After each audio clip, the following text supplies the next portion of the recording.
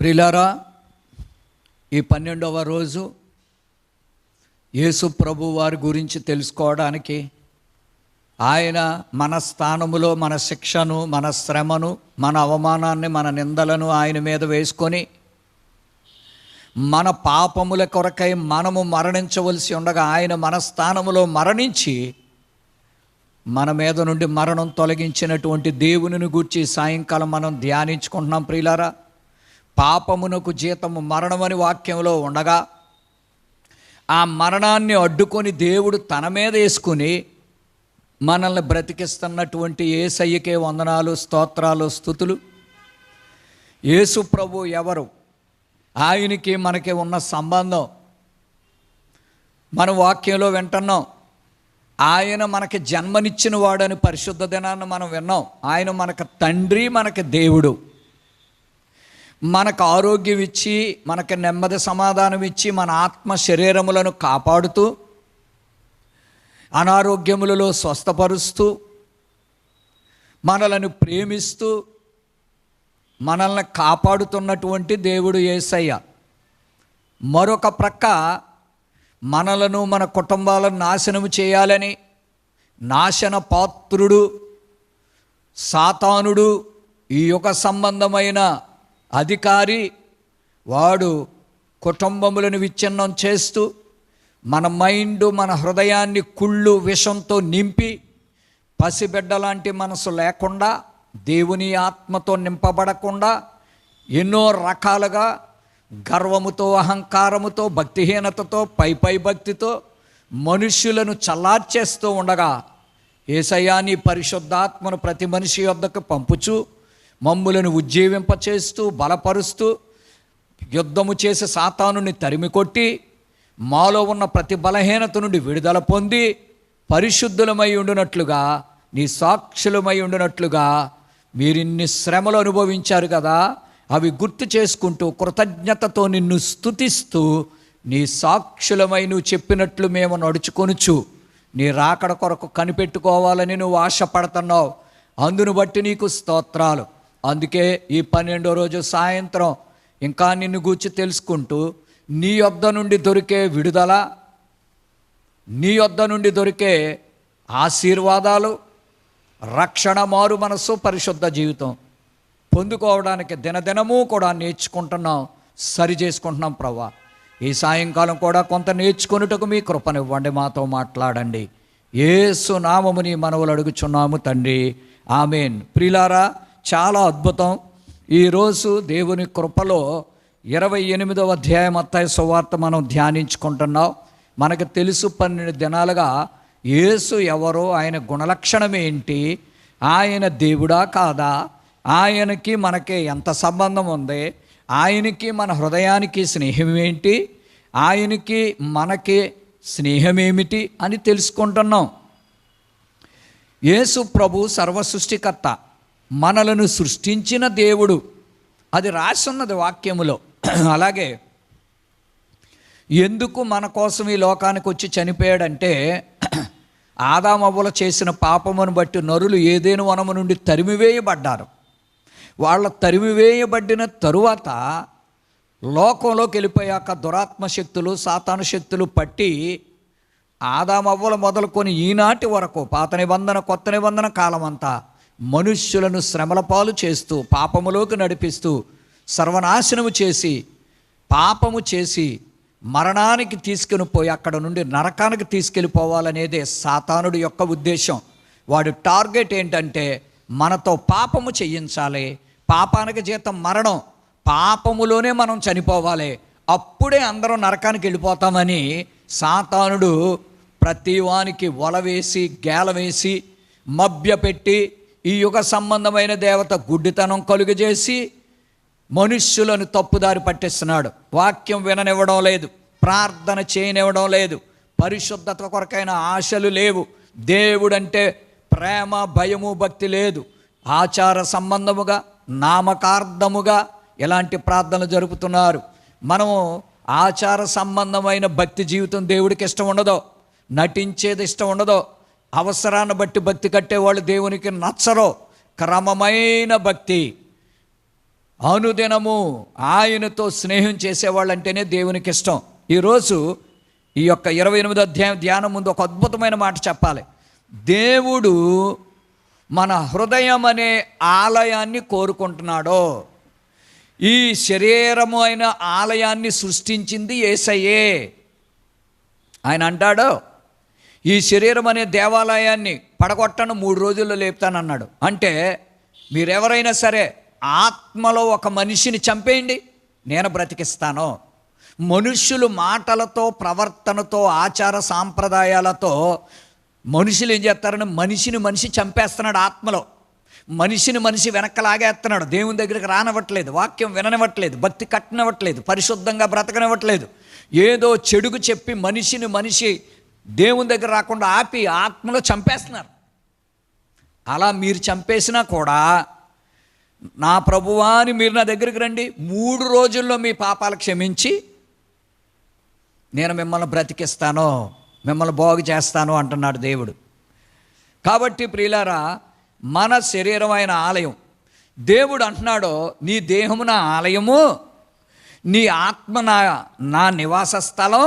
కాబట్టి నీ ఆత్మను పరిశుద్ధంగా కాపాడుకో, నీ శరీరాన్ని పరిశుద్ధంగా కాపాడుకో. నీ కోసం కాదు, నా కోసం కాపాడుకో అని చెప్తున్నప్పుడు మనుషులు ఏం చేస్తున్నారంటే, నీదేంటిది, నాది, దేహం నాది, నా బలం నాది, నా అన్నీ నాయి, నా ఇష్టం వచ్చినట్టు బతుకుతాను, నా సుఖభోగాలు అనుభవిస్తాను, చచ్చిపోయేటప్పుడు ప్రభా అంటే దొంగను చేర్చుకున్నట్టు దేవుడు చేర్చుకుంటాడని అనుకుంటున్నారు.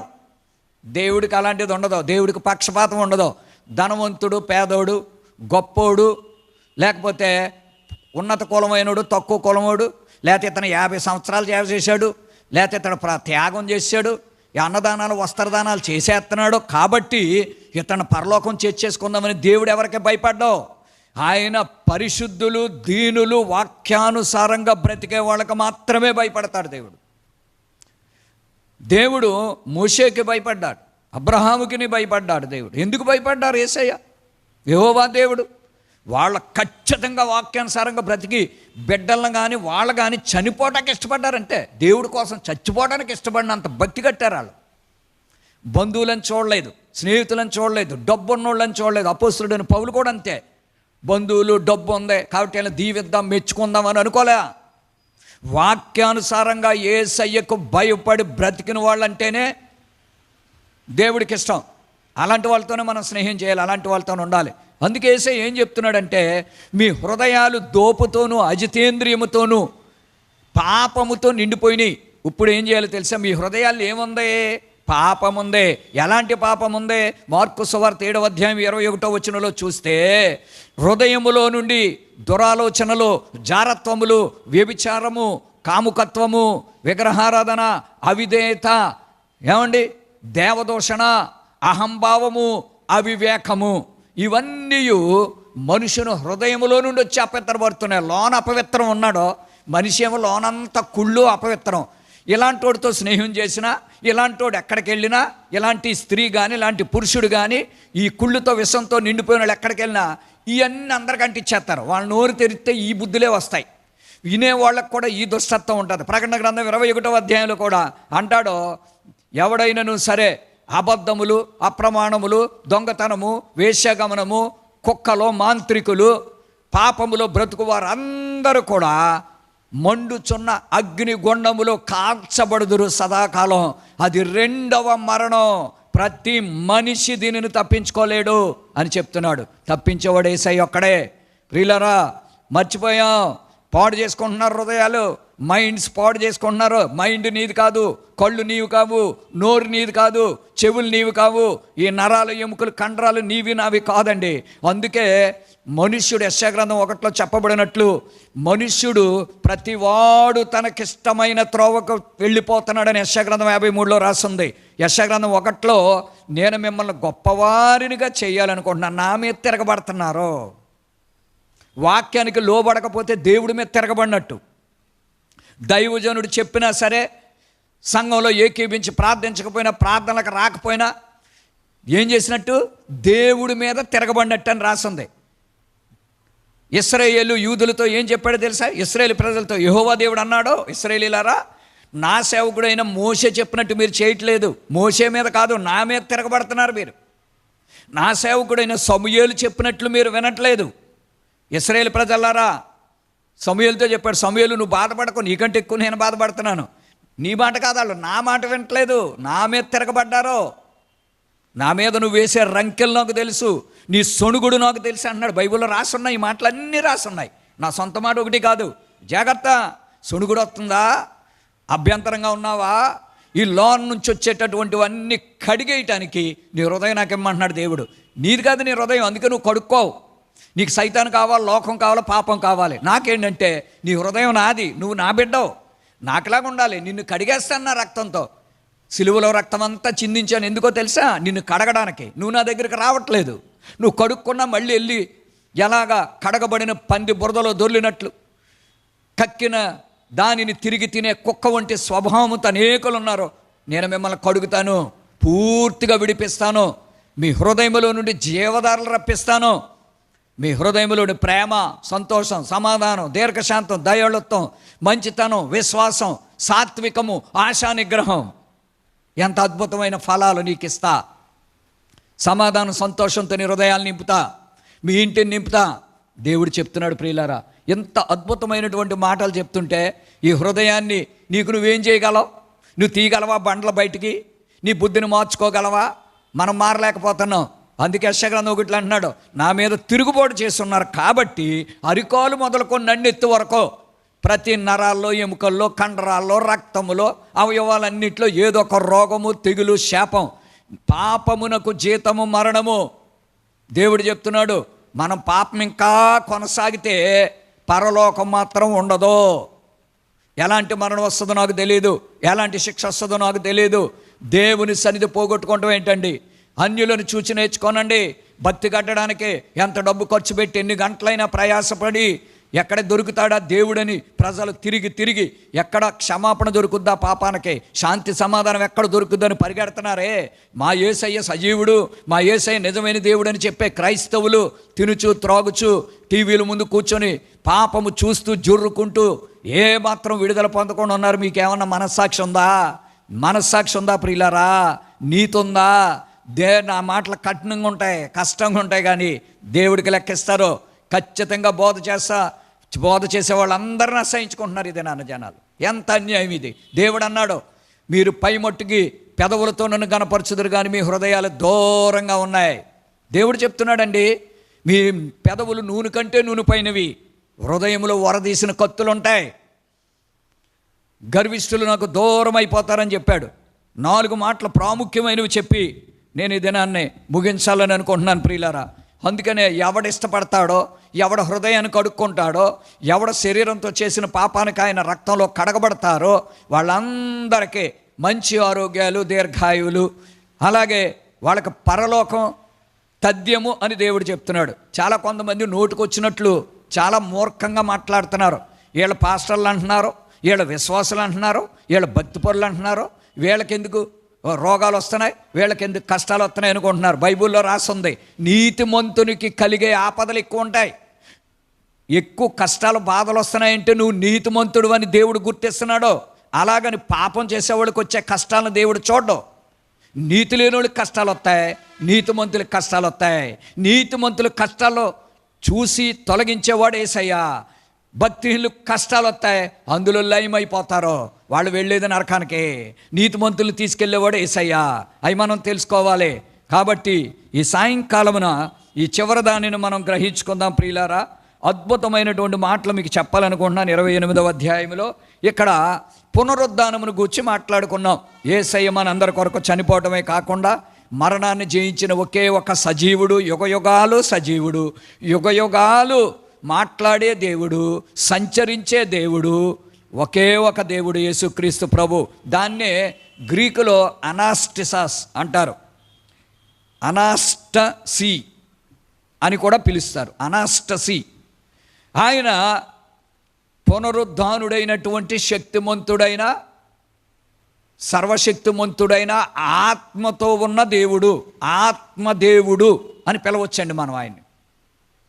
మనము ఆత్మీయ విశ్వాసులుగా ఉండాలి, ఆత్మ కలిగిన విశ్వాసులుగా. ఆయన ఆత్మదేవుడు. ఇక్కడ మనం ఏం చూస్తామంటే కొన్ని మాటలు మనం చూద్దాం. 2వ వచనంలో మనం చూస్తే 28, ఆదివారం తెల్లవారుతున్నప్పుడు అక్కడ స్త్రీలు ప్రభువుని చూడటానికి వచ్చారండి. ఇంకా శిష్యులు కూడా వచ్చినట్లుగా ఉందండి. ఒక అద్భుతం జరిగిందండి అక్కడ. ఆదివారం తెల్లవారుజామున భూకంపం కలిగిందండి. ఎందుకంటే అక్కడ దూతలు వచ్చారు కాబట్టి భూకంపం కలిగింది. రాయిలు దొర్లించబడ్డాయి. ప్రకాశవంతమైన దేవదూతలను చూస్తున్నారు అక్కడ. ఎవరైతే పరిశుద్ధ దినాన్ని దేవుని మందిరానికి వస్తారో, ఆరాధనకు వస్తారో, దేవుని మందిరంలో ప్రార్థనతో భక్తితో, దేవుని మందిరములో ప్రవర్తన కాపాడుకోకుండా దేవుని దుఃఖపెడుతూ ప్రవర్తన జాగ్రత్త కాపాడుకోమని ప్రసంగిలో రాసున్న మాటను నిర్లక్ష్యం చేస్తూ ఉన్నట్లయితే ఇక్కడున్న దీవెన వాళ్ళకి కనబడదు. ఈ 2వ అధ్యాయంలో తెల్లవారుజామున మందిరములోకి ప్రజలందరూ రావాలని దీని అర్థం అండి. తెల్లవారుజామున భూకంపం కలిగింది. అక్కడ దేవదూతలు, అక్కడ వెలుగు ఉంది, అక్కడ దేవుని స్వరము వినబడుతుంది, దేవదూతలు మాట్లాడుతున్నారు. ఆ సమాధులే దేవుని మందిరంగా మారిపోయినవి. ఆ సమాధి స్థలమే దేవుడు నివసించే ప్రకాశవంతమైన స్థలంగా మారిపోయింది. ఆ ఉదయకాలమున అక్కడేం రాసిందో తెలుసా? ప్రభుదూత పరలోకము నుండి దిగి వచ్చెను. 2వ వచనంలో ఉందన్నమాట అండి.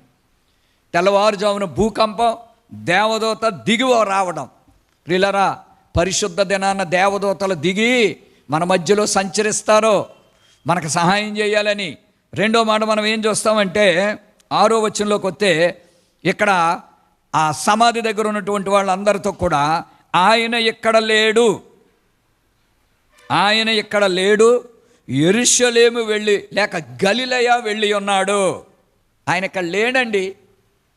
ఆయన లేని కాడికి వచ్చారు మీరు. దేవుడు ఎక్కడున్నాడు అక్కడికి వెళ్ళాలి. దేవుడు లేనటువంటి స్థలాలు చాలా ఉన్నాయి. యేసుప్రభు ఉన్నాడని నమ్ముతున్నారు, ఎక్కడ పడితే అక్కడ ఉండడో. ఆకర్షణలో లోక సంబంధంగాను దేవుని చిత్తం, దేవుని వాక్యానుసారం లేకుండా, అది సేవకుడైనా సంఘమైనా సరే, దేవుని భయము లేకుండా, పరిశుద్ధత లేకుండా ఉన్నటువంటి స్థలాల్లో దేవుని ఆత్మ ఎందుకు ఉంటుందండి? అపవిత్రతతో నిండిపోయిన మొబైల్ జోబులో పెట్టుకుని ఉన్నవాళ్ళ దగ్గర ఎందుకు ఉంటాడండి దేవుడు? మందిరాలంతా కలుషితం, దొంగల గుహగా చేసేస్తే దేవుడికి ఎందుకు ఇష్టమండి? అక్కడ దేవుడు ఉండడు, అక్కడ లేడు ఆయన అని చెప్తూ ఒక అద్భుతమైనటువంటి మాట మనం అక్కడ చూస్తామండి. ఏమని చూస్తామంటే చక్కని మాట అక్కడ లోక 24వ అధ్యాయము 5వ వాక్యంలో ఓ చక్కని మాట ఉంది అక్కడ. సజీవుడను ఎందుకు మృతులలో వెతుకుతున్నారు? Why do you seek the living God in the dead tombs? చచ్చి శవాలతో కొంపు కొడుతున్న స్థలంలో ప్రభువుని ఎందుకు వెతుకుతారు? ఇక్కడ ఎముకలు ఉంటాయి, కుళ్ళిపోయినవి ఉంటాయి, ఇక్కడ ఉండడో. ఆయన చనిపోలేదు, ఆయన సమాధిలో లేడు. సజీవుడు, లివింగ్ గాడ్, ఆయన ఇక్కడ లేడు. సజీవుడను మృతులలో వెతుకుట. జీవము కలిగిన యేసయ్యను చచ్చిన సంఘాల్లో వెతికితే దొరకడు. చచ్చిన బోధలు చేస్తే అక్కడ దేవుని ఆత్మ నివసించదో. దేవుడే ఆత్మై ఉన్నాడు. వాక్యాన్ని మనము చదువుతూ ధ్యానిస్తూ అర్థం చేసుకుని వాక్యానికి భయపడి వాక్యాన్ని నమ్మి దాని ప్రకారం ప్రభా నేను జీవించాలి అని అనుకుంటే అక్కడ యేసయ్య ఉంటాడు. అంతేగాని ఎక్కడ పడితే అక్కడ ఉండడు. సజీవుడు, సజీవమైన వాక్యం, సజీవమైన సంఘం, సజీవమైనటువంటి బోధ ఎక్కడ దొరుకుద్దో అక్కడికి పరిగెట్టండి, అక్కడ ఉంటాడు యేసయ్య. చాలా సంఘాల సమాధుల్లాగా అయిపోయినాయి అని దేవుడు చెప్తా ఉన్నాడు ప్రియులారా. చెప్తూ ఆయన ఇంకొక మాట చెప్తా ఉన్నాడు. 9వ వచనంలో చూస్తే వారందరినీ మీరు గలిలయ వెళ్ళండి అని దేవదూతలు గైడ్ చేస్తుంటే దేవదూతలు చెప్పినట్లు చేస్తే ఏం జరుగుద్దో తెలుసా? 9వ వచనంలో యేసు వారిని ఎదుర్కొని శుభమని చెప్పాడు.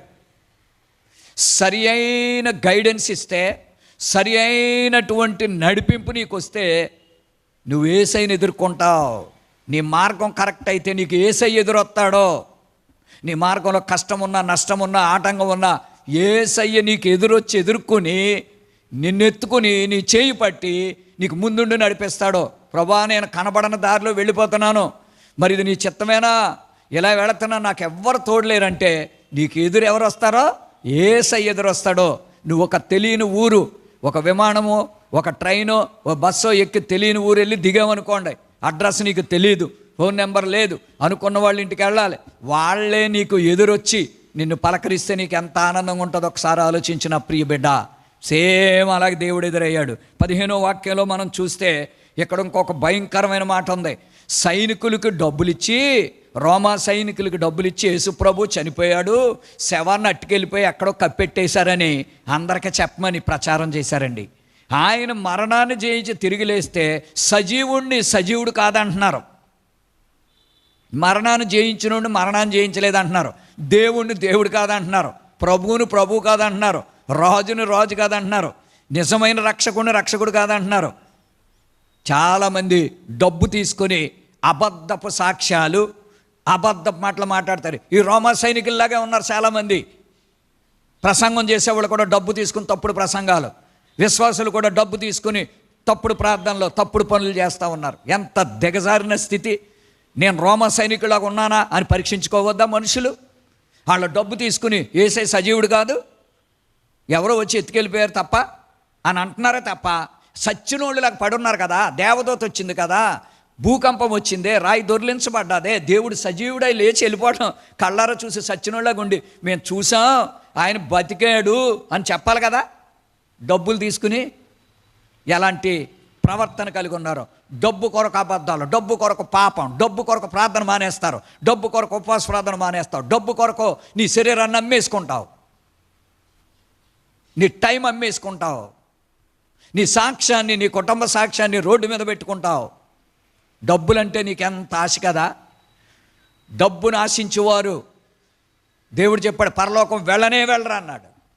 ఎంత భయంకరమైన విషయం! డబ్బు దెయ్యం నీలో ఉంది. డబ్బు కోసం నీ రక్త సంబంధాన్ని, బంధువులను, భార్యాభర్తలను, తల్లులను, పిల్లలను అందరిని వదిలేసుకుంటారు. డబ్బు కోసమే కదండి చంపేసుకుంటున్నారు. భార్యాభర్తలను ఒకరినొకరు, పిల్లలను చంపేసుకుంటున్నారు. డబ్బు కావాలండి శరీర ఇచ్చలు నెరవేరాలంటే. నీకు డబ్బు మీద మనసు ఉంటే నువ్వు దేవుని బిడ్డవు కాదు. జాగ్రత్త! ధనవంతులగుటకు ఆపేక్షించువారు శోధనలోను ఉరిలోనూ చిక్కుకుంటారని తిమోతి పత్రికలో రాసుందే. ఆ మనసు ఉండకూడదు. ఇంకేమన్నాడంటే ఇంకో మాట చెప్తున్నాడు. 17వ వచనానికి వస్తే కొందరు సందేహించారని ఉంది. ఈ 28వ అధ్యాయంలో చాలా అద్భుతమైన మాటలు. దేవుని దగ్గరికి వస్తారంట కానీ డౌట్ పెట్టుకుని వస్తారంట, అనుమానం, వాక్యాన్ని నమ్మరు. డౌట్ ఏంటి? నాకు డౌట్ లేదండి అందుకే వచ్చానండి అంటారు. కానీ డౌట్ అంటే అర్థం ఏంటి? నమ్మలేదు. నమ్మలేదంటే అర్థం ఏంటి? చెప్పింది నువ్వు చెయ్యవు. చెప్పింది చెయ్యలేదంటే అర్థం ఏంటి? నువ్వు నమ్మలేదు. నమ్మలేదంటే అర్థం ఏంటి? నీకు విశ్వాసం లేదు. మరి దాని అర్థం అదే కదండి. ఇక్కడ దేవుడు బైబుల్ ఎలా రాస్తుంది, ఇది నా మాట కాదు, బైబుల్ ప్రకారం మనం ప్రార్థనకు రావాలి, మందిర్లో కూడాలి, మొరపెట్టాలి, ఒంటరి ప్రార్థన చేసుకోవాలి, కుటుంబారాధన ఉండాలి, ఏ రోజు పాపం ఆ రోజే సరి చేసుకోవాలని తిరిగి తిరిగి తిరిగి పాపం ఒప్పుకంటే అందరికి ఇసుకొచ్చేస్తుంది పాపం ఒప్పుకోమంటే. కానీ మనకు పాపం చేయడానికి విసుగు రావట్లేదు కదా. రోజు మనకు పాపం చేయడానికి విసుగు రావట్లేదు కానీ ఒప్పుకోవడానికి విసుకొచ్చేస్తుంది. ఈ తప్పు చేస్తున్నామంటే మన కోపం, ఎంత కోపమో! నువ్వు పాపం చేస్తున్నావు మాటల ద్వారా, చూపుల ద్వారా, నీ మొబైల్ ద్వారా ఎక్కువ పాపం చేస్తున్నావు. అలాగ అన్నావు అనుకో, రోషం కోపం వస్తుంది కానీ చిచి అని అసహ్యం వేయట్లేదు. ఎంత భయంకరమైన స్థితిలోకి వెళ్ళిపోతున్నావు. చివరగా 20వ వచనం మీరు చూసినట్లయితే ఒక అద్భుతమైన మాట ఉంది. మాటతో ముగిస్తాను. ఏమని చెప్తున్నాడంటే, నేను మీకు 20వ వచనం 28, 20 నేను మీకు ఏ ఏ సంగతులు ఆజ్ఞాపించితినో శిష్యులారా మీరు నేర్చుకుని ఎన్నో అద్భుతాలు చేశాను, అన్ని ప్రాంతాల్లో అందరికీ చెప్పాను. కానీ అందరూ మర్చిపోతారు. ఒకటే గుర్తెట్టుకోండి, మీరు మళ్ళా ఎవరెవరు స్వస్థత పొందారో, ఎవరెవరికి సువార్త ప్రకటించబడిందో మళ్ళీ తిరిగి తిరిగి మీరు వెళ్ళి వాళ్ళకి చెప్పండి. అదే చెప్పండి, విసుక్కున్నా చెప్పండి. ఏంట్రా ఆత్మోటి ఇదే చెప్తాడన్నా చెప్పండి. మీరు వెళ్ళి ఏం చేయాలి? ఏ ఏ సంగతులు నేను ఆజ్ఞాపించానో. ఈ 4 సువార్తలలో దేవుడు ప్రజలందరికీ ఆహారం పెట్టి స్వస్థపరిచి సువార్తను ఏ విధంగా ఖచ్చితంగా, ఖండితంగా, యథార్థంగా బోధించానో మీరు అలాగే ప్రజలందరికీ చెప్పి మీరు గైకొనండి, వాళ్ళని వాటన్నిటిని గైకొనమని బోధించండి. మీరు ఏం చూశారో వాళ్ళకి చెప్పండి. మీరు ఏమి విన్నారో అది చెప్పండి. మీరు పాటించు చెప్పండి. విన్నామనేసి మీరు చెప్పడం కాదు, పాటిస్తూ మీరు చెప్పండి. అప్పుడే నేను సదాకాలం మీతో ఉంటానంటున్నాడు దేవుడు. నువ్వు చెప్పేస్తే కాదు, ఇతరులకు ఎవడన్నా చెప్పగలడు. నువ్వు చెప్తే నీతో ఉండను, నువ్వు పాటిస్తూ చెప్తే నేను నీతో ఉంటాను. నేను చెప్పినవన్నీ గైకొనాలి, అబ్జర్వ్ చేయండి అని చెప్పాడు. ముగింపులో ఓ మాట చెప్పి నేను ముగిస్తాను. బైబిల్లో యేసయ్య అంటాడో, నా వాక్యమును విని దానిని గైకొనాలి, అప్పుడు మీరు ఇతరులకు చెప్పండి. 2 కొరింథీ 4వ అధ్యాయము 2వ వాక్యంలో ఒక అద్భుతమైన మాట ఉంది. ఏమంటాడంటే, నా వాక్యమును వంచనగా మీరు బోధించకూడదు. ఎవడైతే గైకొనకుండా బోధిస్తాడో వాడు వంచన అంటే మోసకరమైన బోధ చేస్తున్నాడు అనమాట. అది పాటించడం, రహస్య పాపాల్లో బతుకుతారు అనమాట. పైకి బోధ చేసేస్తారు, చాలా గొప్ప బోధ, పైకి చాలా గొప్ప ప్రార్థన చేసేస్తారు భక్తిపరులాగా, లోనంతా కూడా భక్తిహీనతే. 2 కొరింథీ 4:2 గుర్తెట్టుకోవాలి, మర్చిపోకూడదు. తప్పుడు బోధ. యాకోబు పత్రిక 1వ అధ్యాయము 23వ వాక్యము చూస్తే, మీరు వినుమారై ఉండి విని దాని ప్రకారము ప్రవర్తించకపోతే, వింటే సరిపోదు, జ్ఞాపకం పెట్టుకో, దాన్ని ధ్యానించు, దాని ప్రకారం బ్రతకడానికే కన్నీళ్ళు కారుస్తావో, ఉపవాసం ఉంటావో, మోకరిస్తావో, దేవుని కొరకు 1 గంట 2 గంటలు హెచ్చిస్తావో, ప్రార్థన చేసి చేసి నీలో ఉన్నటువంటి పాపాలన్నీ ఒప్పుకుని కడిగేసుకో. లేకపోతే వినిన దాని ప్రకారము మీరు ప్రవర్తించకపోతే మీ అద్దంలో ముఖం చూసుకుని మర్చిపోయిన వాళ్ళతో సమానం. అద్దం ముందు నిలబడి ముఖం చూసుకున్నప్పుడు ఏం చేస్తారో తెలుసా? ఎంత అందంగా ఉన్నాను, ముఖం ఎలాగుంది, కళ్ళు ఎలాగున్నాయి, అంతా చూసుకుని, ఏమండి ఏదైనా ఉంటే సరిదిద్దుకొని పౌడర్ రాసుకొని శుభ్రం చేసుకొని అప్పుడు వెళ్తాం. బయటికి వెళ్ళక మళ్ళీ ఏం చేస్తాం? అంతా మర్చిపోతాం. అద్దంలో చూసుకున్నప్పుడే తెలుస్తుంది, కానీ బయటికి వెళ్ళినప్పుడు మర్చిపోతాం. కానీ దేవుని వాక్యం అనే అద్దం ఎవడో కూడా పట్టుకుని తిరగడు కదా, మెడలో తగిలించుకుని అత్తమాటు అద్దాన్ని చూసుకున్నాడు అని కాడు ముఖమే కనపడదు, కానీ రోడ్డు కనపడదు. కాబట్టి అప్పుడు ఏం జరుగుతుందో తెలుసా? మన ప్రమాదాల్లో పడిపోతాం. ట్రాన్స్పరెంట్ గ్లాస్ కావాలి కానీ అద్దం కాదు. Mirror is different from the transparent mirror. Mirror అంటే వెనకాల పూత పూసేసి ఉంటుంది కాబట్టి నీ ముఖం నీకే కనబడుతుంది. అంటే క్రీస్తు రక్తం అనే పూత అద్దం మీద పూసేస్తే నీ బ్రతుకేంటో, నీ జీవితం ఏంటో, నా జీవితం ఏంటో కనబడుతుంది. అదే అద్దం, అందుకే మిర్రర్ అని పిలిచాడు. అదే ట్రాన్స్పరెంట్ మిర్రర్ అనుకో, ఏం కనబడుతుందో తెలుసా? నువ్వు కనబడవు. కార్లకు ఉంటాయి చూడండి అద్దాలు, కార్లకు అద్దాలు ఉంటాయి, బైకులకు ఉంటాయి, ట్రైన్లకు ఉంటాయి, విమానాలకు అన్నిటికీ ఉంటాయి. ఈ అద్దం ఎలా ఉంటుందంటే అవతలది కనబడుతుంది, ఎదుటోడే కనబడతాడు. నీ బతుకు నీకు కనబడదు, ఎదుటోడు బతుకు కనబడదు. బయట కనిపించేటటువంటి అద్దం, ట్రాన్స్పరెంట్ అద్దం లాగా, అది నీ ముందుందా లేకపోతే మిర్రర్ నీ ముందున్నదా? అది మనం అర్థం చేసుకోవాలి. అంటే యేసు రక్తము పూయబడిన అద్దం, యేసు రక్తము పోయబడని అద్దం. యేసు రక్తం పూయబడని అద్దం నీ ముందుందా, నాశనం అయిపోతావు, మనుషుల్ని చూసి చెడిపోతావు. యేసు రక్తం పూయబడిన అద్దం నీ ముందుందా, నీ బ్రతుకును బాగు చేసుకుంటావు, నువ్వు దీవించబడతావు, నువ్వు రక్షించబడతావు. అందుకే అద్దమును చూచుకోమని మర్చిపోకూడదని దేవుడు చెప్తున్నాడు. చివరగా లోక 11వ అధ్యాయం 28వ వాక్యంలో ఒక అద్భుతమైన మాట ఉంటుంది. దేవుడు అంటాడు, యేసయ్య, వాక్యము విని గైకొనువారు మరిధన్యులు. చాలామంది చూసి ఏడ్చి చాలామంది అన్నారు, యేసుప్రభా నీ తల్లి గొప్పదే, నువ్వెవరిని ముట్టుకుంటే వాళ్ళు గొప్పోళ్ళు, నీ తల్లికి నువ్వు పాలిచ్చావు, నీ పాలు తాగిన నీ పాలు ఇచ్చిందంటే ఆ తల్లి ఎంత గొప్పదో. అంటే నా తల్లి గొప్పది కాదు, నన్ను తాకినోళ్ళు గొప్పోళ్ళు కాదు, నేను పెట్టింది తిన్నోడు గొప్పోడు కాదు, నేను ముట్టుకుని స్వస్థత పొందినోడు గొప్పోడు కాదు. నా వాక్యము విని దాని ప్రకారము బ్రతికి ఇతరులకు బోధించేవాళ్ళు గొప్పోళ్ళు అన్నాడు దేవుడు. కేవలం మనం వినేసి భక్తి కట్టుకుంటే కాదు, భక్తి అనేది ఒకరి నుండి ఒకరికి వెళ్ళాలి. పాడైపోతున్న సమాజం, పాడైపోతున్న మనుషులు, పాడైపోతున్నటువంటి ఈ యొక్క యుగాన్ని బాగు చేయాలి మనం. లేకపోతే మన చుట్టూ పాడైపోద్దు, మనం ఒక్కడమే ఉంటాం. చుట్టూ రోగాలు తెగుళ్ళు అన్నీ వచ్చి ఆహారం లేక, నీళ్లు లేక, క్షేమం లేక ఏమీ లేని పరిస్థితుల్లో నువ్వు ఒక్కడో ఏం బతుకుతావు? కాబట్టి చుట్టూ కూడా బాగోవాలి. చుట్టూ బాగుంటేనే మనం బాగుంటాం. కాబట్టి అందరి కొరకు ప్రార్థన చేద్దాం ప్రియులరా. ఇది చాలా అద్భుతమైన గ్రంథం. ఈ గ్రంథంలో మనము నేర్చుకున్న మాట ఏంటంటే, దేవుని వాక్యము విని విడిచిపెట్టకూడదు, కొనాలి, దాని ప్రకారం బ్రతకాలి, దాన్ని పాటించాలి. ఇంకొకరు చెప్పాలండి మనకే పాటించమని 100 సార్లు పాటించు ఇలాగుండి విసుకొచ్చేద్దాం వినడానికి. ఏంటో అత్తమాట ఇలా చెప్తాడు, ఎందుకు చెప్తున్నాడు? నువ్వు పాటించట్లేదు కాబట్టి. నువ్వు పాటిస్తే ఎవడో చెప్తాడు? రోజు ఏబిసిడి సంవత్సరం అంతా రాయిస్తే ఎలాగండి? నాకు విసుకొచ్చేస్తున్నా అన్నాడు అనుకోండి స్టూడెంటు. నువ్వు నేర్చుకోలేదు. నువ్వు నేర్చుకుంటే ఈఎఫ్జిహెచ్ నేర్చుకుంటావు. నీకు ఏబిసిడి రానప్పుడు ఈఎఫ్జిహెచ్ ఎవడు నేర్పుతాడు? అలాగే భక్తి జీవితంలో నీకు రావాల్సిన దీవెనలు, నీకు రావాల్సినటువంటి ఆశీర్వాదాలు, శాంతి, సమాధానం, రక్షణ, మారు మనసు రావట్లేదంటే నువ్వు వాక్యానికి భయపడట్లేదు, నమ్మట్లేదు, కొనట్లేదు, వాక్యానుసారంగా బ్రతకట్లేదు. నా ప్రియుడా, సహోదరుడా, సహోదరి, యవ్వన బిడ్డలారా, చిన్నోళ్ళారా, ఈ వాక్యం వింటున్నటువంటి బిడ్డలారా, సత్యాన్ని గమనించండి.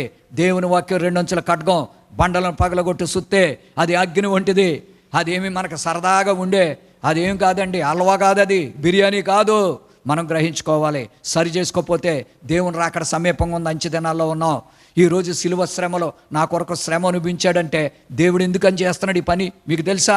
ఇంకా శ్రమ అనుభవిస్తున్నాడు. మనం కొనకపోతే ఇంకా మనం బాధ పెట్టినట్టే, మనం గాయపరిచినట్లే. ఇంకా వాక్యాన్ని పాటించకపోతే మనమే ఆయన్ని సిలువ కొట్టినట్లు ప్రియులారా. రోమా సైనికులు ఒక్కసారే కొట్టారు, కానీ ఒకే రోజు కొట్టారు, శుక్రవారం సిలువ కొట్టి చంపేశారు. మనం బతుకుతున్న దినాలన్నీ కూడా గుడికెళ్తూ వాక్యం వింటూ దాని ప్రకారం బతకకుండా రోజు మనం ఆయన్ని సిలువ కొడుతున్నామని తెలుసుకోండి. రోజు మనం తప్పిపోతున్నాం, రోజు ఆయన్ని ఏడిపిస్తున్నాం. ఇది న్యాయమా? నా ప్రియబిడ్డలారా, పరీక్షించుకుందాం, సరి చేసుకుందాం. యేసయ్య, ఈ దినాన్ని నేను విన్న వాక్యాన్ని బట్టి నాయన, నీ వాక్యాన్ని విని కొంటే సదాకాలం వాళ్ళతో ఉంటావట. వాళ్ళ దగ్గరికి దేవదూతలు వస్తారట. వాళ్ళ కష్టం వచ్చినప్పుడు నువ్వు ఎదుర్కొంటావట. నీవు శుభవార్త చెప్తావు, దీవిస్తావు. అట్టి దీవెన ప్రభు మనందరికి దయచేయునుగాక. ఆమేన్. ప్రార్థన చేసుకుందాం. పరిశుద్ధుడు అయిన తండ్రి, నీ పవిత్ర వాక్యాన్ని బట్టి మీకు స్తోత్రాలు. నువ్వెంత గొప్ప దేవుడవు. మా అవసరతలలో మాకు దారి తెలియనప్పుడు మాకు ఎదురొచ్చే సజీవుడవు. నీ దేవదూతలతో మాట్లాడి మమ్మల్ని నడిపించే దేవుడవు. నీ వాక్యము విని కొంటే సదాకాలం మాతో ఉండే దేవుడు. వింటే సరిపోదో, నువ్వు గైకో, అవన్నీ ఇతరులకు బోధించమంటున్నావు. నిన్ను వలే నీ పొరుగువాడిని ప్రేమించంటే అదే అర్థం. వాళ్ళకి ఏదో బట్టలు పెట్టి, అన్నం పెట్టి, డబ్బులు ఇస్తే కాదు. వాళ్ళ ఆత్మ నరకానికి పోకుండా వాళ్ళకి ప్రభు యొక్క ప్రేమను, ప్రభు సువార్తను, ఆయన రక్షణను ప్రజలకు అందించాలి కదా. మేమందరం ప్రభువా, నశించిపోతున్న వాళ్ళ కొరకు ప్రార్థించాలంటే ఎన్ని గంటలు మేము చేతులు ఎత్తాలి?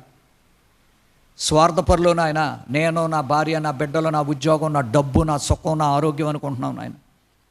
చుట్టూ ఉన్న వాళ్ళందరి కొరకు కూడా మేము ప్రార్థించేవాళ్ళుగా, నిన్ను పరిచయం చేసి నీ వద్దకు తీసుకొచ్చేవాళ్ళుగా చేయండి. నన్ను బట్టి, నా కుటుంబాన్ని బట్టి ఇంకా నిన్ను గాయపరిచేవాళ్ళంగా, దుఃఖపెట్టేవాళ్ళంగా ఉండనివద్దు నాయన. సౌలుతో చెప్పావు, నువ్వు హింసించుచున్న యేసునని. ఇక్కడ మా ఆయన ఎవరెవరు ఇంకా నిన్ను హింసిస్తున్నారు? నువ్వు హింసించుచున్న యేసుని నేను. నన్ను తండ్రి, దేవుడు, రక్షకుడు, హల్లెలూయా, ప్రైజ్ ది లార్డ్, స్తోత్రం అని చెప్తున్నావే, కానీ నీ మాటలో, నీ బ్రతుకు, నీ ప్రవర్తన ఎలా ఉందో చూసుకున్నా బిడ్డ. నన్ను హింసిస్తున్నావు బిడ్డ. నా కోసం కాదు, మీకోసం, మీ బిడ్డల కోసం ఏడవమన్నావు. సిలువ శ్రమలు అన్నారు. ఇంకా యేసయ్యను సిలువకు కొట్టి ఆయన ఇంకా శ్రమ పరుస్తున్నాం. కానీ ఎంత శ్రమ పడ్డాడో. ఇప్పుడు నుండి ఆ సిలువను ఎత్తుకుని మనం శ్రమలు అనిపిద్దాం దేవుని కోసం. శ్రమ పడుతూ అనేకులను రక్షిద్దామనే మనసు లేకుండా ఉన్నాం నాయన చాలామంది. నన్ను, మమ్ములను క్షమించు. వాక్యం వెక్కసం అయిపోయింది.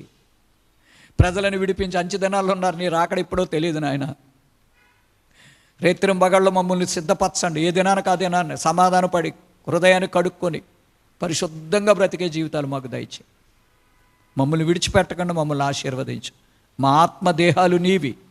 నీ ఆత్మతో మమ్మల్ని నింపు. నీ దీవెనతో పంపు. యేసు నామమున నీ మనవులు అడుగుచున్నాము తండ్రి. ఆమేన్. తండ్రి యొక్కయు, కుమారుని యొక్కయు, పరిశుద్ధాత్మ త్రియేక దేవుని సన్నిధి, ఆయన వాక్యము విని ఆయనకు భయపడి ఆయనను ప్రేమించి దానిని గైకొనుచు ఇతరులకు బోధించువారి అందరికి సదా తోడై ఉండునుగాక. ఆమేన్.